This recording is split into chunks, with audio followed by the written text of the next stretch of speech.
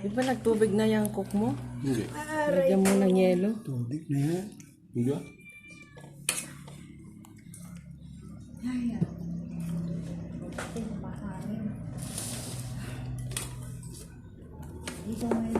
Siya, ito na ko siya.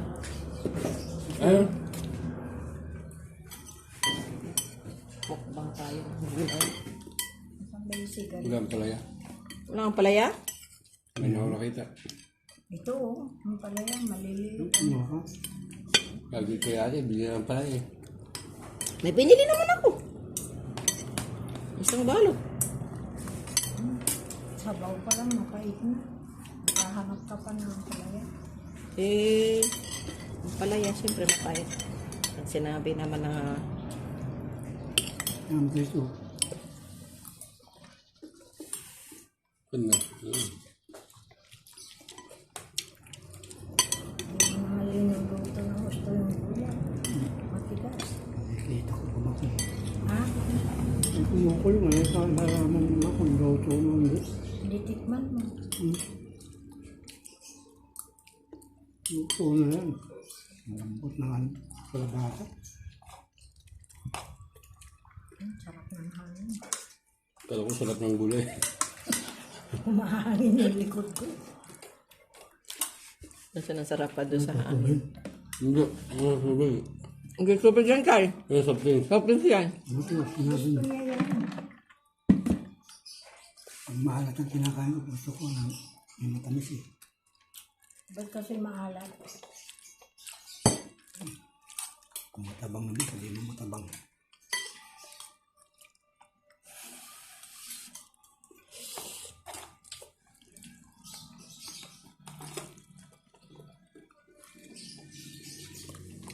Kain.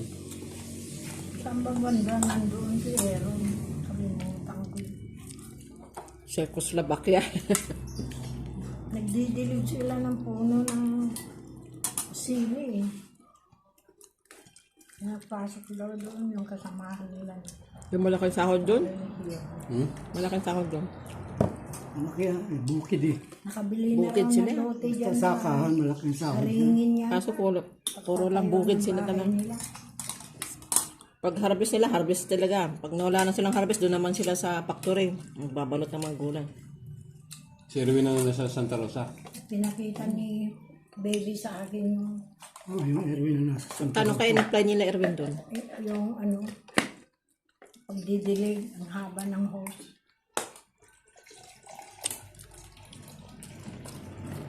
Sa inyo wala namang farm eh. Ha? Sa inyo wala rin bukid. Mayroon naman. Palang gagaling mga gulay nila. Tapos yung asawa niya, nagpunta rin ng Singapore. Nung bumalik, aywan ko ano yung sakit niya. Nung nagamot na, bumalik ulit.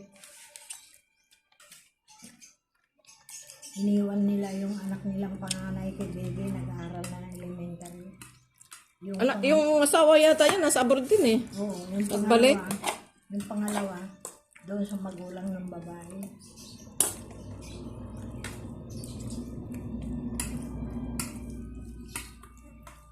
Tapos sabi daw ng asawa ni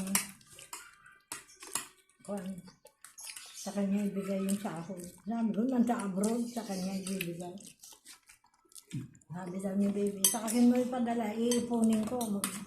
Bubukas ako ng bangko. Kaya kalabasa para na may lang mata mo. Nakakitang kalabasa na nga ako. Hindi ko lang matagpuan yung palaya eh. Yan. Ikaw magsandok. Oh, Hanapin mo. marunong ka na palang kumain ng gulay. Nung araw na binata ka, bata ka, napapalo kita na ayaw Ikaw pa naman, persahan ka pa naman pakainin ng kalabala. Diyan siya nakaupo, dito si Kawel, diyan ako. Ang ulam namin, gulay ang sahog. Giniling yata na baboy yun, ginisa, na may gulay. Sabi ko, kumuha ka ng gulay. Ayaw ko. Bakit ayaw mo? Hindi naman lason. Sige na, kumain ka. Pag hindi, papaluin kita. Sabi ni Kawil. Nanay, makaka-copyright yung aking video. Ang ginawa ko, kumutsara ako ng gulay, linagay ko sa pinggan niya. May sasama sa record yan. Tapos, sa takot niya, I-upload ko nagsubo. pa naman sa video ko sa YouTube Ayaw ko. naman niya lunukin. Nasa bunganga pala niya. Yung pa. Konti. Nung pinalo ko siya, naisuka niya sa pinggan. Makakuha ng palaya. Ako, huwag mo nang bigyan. Dahil itong rito. May ampalaya kasi na mapait. Mayroong ampalaya na hindi mapait. Yung malalaki, Mapait yun ang hindi gamot sa mapait. diabetes. Yung maliliit, Diba, meron din yung ampalaya na hindi mapait. Sabi ni Kuya Kabil niya, ayan, pinalo ka ni nanay, ayaw mo kasing kainin yung ulam. Hindi naman lason yan, tignan mo ako, kumakain. Sabi. Ay, sinuka niya yung kinain.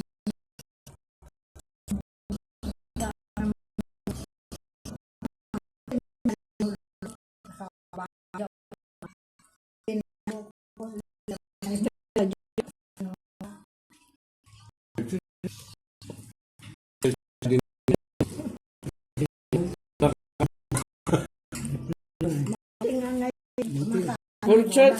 Pag nakakita si nanay, full church. Kain pa. Ayan. Dati, hindi ko makain ng gulay. Mabuti nga. Hindi ka naman. Dulay-dulay siya. Kaya nagtataka ako eh. Noon bata siya ayaw. Ngayon gusto na niya. Oo nga, gusto na niya. Full church si nanay. Tinidam pa ni tatay. Nung araw, Wala na. ayaw. Pati bagoong ayaw. Sinasabi tayo, nasundan tuloy tayo. Sabi, Hindi na kasi palalim bago. ewan ko ba kung bakit ayaw mo kumain ng gulay ng bata yan. Mungkin bata pa, hindi pa ilang gulay kung masama ba yung buhot sa katawan. Ah, Ay, init. ayaw mo na? Yan Sige pa. pa. Sus. Ubus yung kanin na bago. Pahintuin niya. Kaya kumitindahan ka at kumakain yan. Ubos, wala kang tutubuin. May din talong. I-restaurant ka ka, no? Ito hanggang mamayang gabi. Oo ah. Kala ko hanggang ngayon na. Ha? Hanggang yun. Gulay? Oo. Marami. Dami yan. Ang mamayang gabi ha. Saka yung prito. Replay? Luto pa kayo ng ulam. Kailangan, siguro makita. Wala nang kailangan ka. Ang gulay. Wala lang.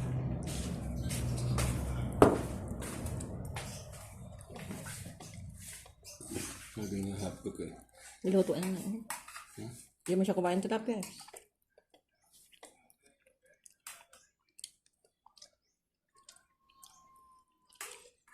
Kung hindi nyo dinala electric pan dito, kaya yung santo ang pawis. Oh!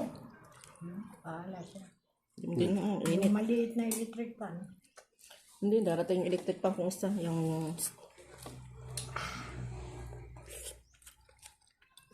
sa isang box, parating yun.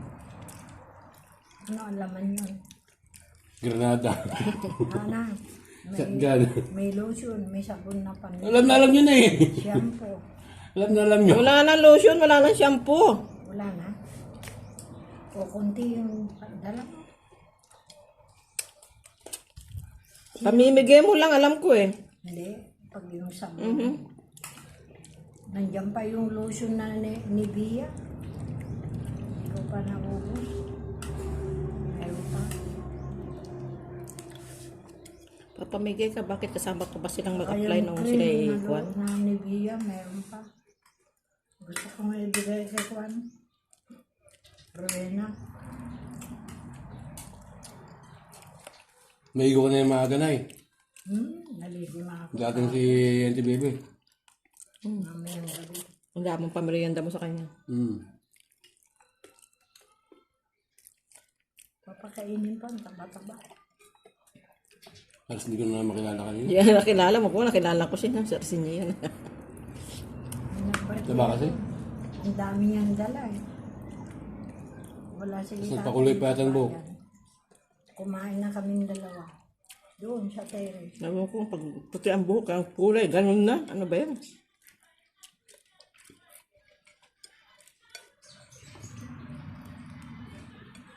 Nung araw na yun na birthday ko, dumating si Linda. Si Apong, wala. Ang tanong ba yan? May binili. May handa ka ba? Wala.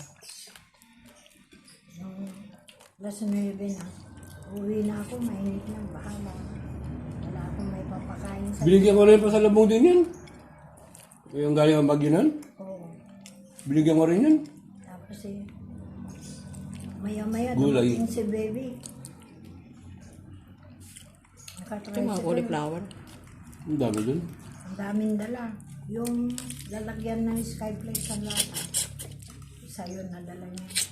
Tapos Jollibee na manok. Spaghetti. Sila, binibilang ko ng ano, gulay, yung pang-capsule niya. Ayaw naman lang lutuin. Bulaga na nga, bilisan mo. Kaya ang sabi ko, si Chong, sabi niya, wala, nasa bayan, bumili ng gamot. Nagugutom na ako siya, kain na tayo. Merienda na tayo, may dala ko. Ang dami mo naman dala. Maraming salamat. Ah. Birthday mo.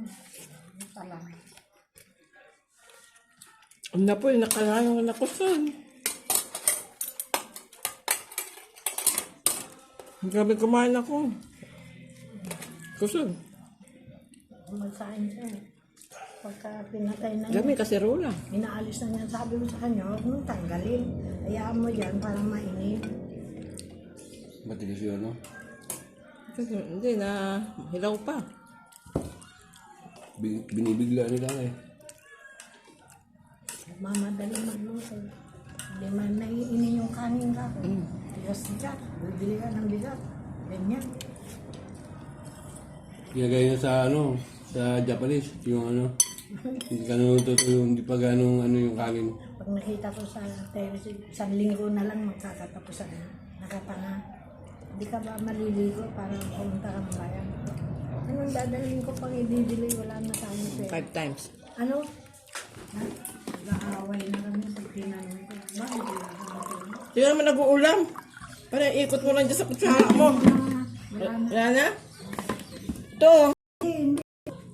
Maraming kwento ni nanay. Ha? Maraming kwento ni nanay. Pinapapak ko. Asa, wala naman na. Papakay mo yung tinik. Para sa pusa yan. Hindi Hindi. Isa pa. Tama na. Tinik na yung kinakain. Ito na yan. Natitinikan na ko. Kaya matagal ako mag-ulam. Tay, pakitinikan daw si nanay. Pakitinikan daw ng tilapia. Grabe na. Wala ako tapos na ngayon. Kaya na ako na. Kainin mo na yung pusa. Niyaw na niyaw. Mamaya yung pinagtinikan. Oo nga, marami nga yung pagkain yung pusa. Bibigay sa aso to. Kanino yung pusa niya? Ano? Biglang dumating na lang. Yung mataba, yung may putulang buntot. Yan, andyan. Dalawa yan dati, nawala yung isa. Ito na yung puso na yun. Basta na lang nandiyan, nanyaw ng nyaw. Yung pinapakain na ayaw Dito na. pa nga sila butoy. Yun yata yung dating puso natin, di ba?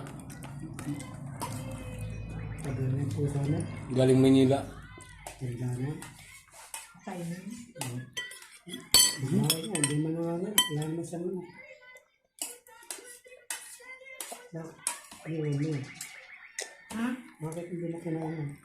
Kakainin ko. Alam mo naman yung gawin ko na ayaw ko yung sinasabay sa kanin.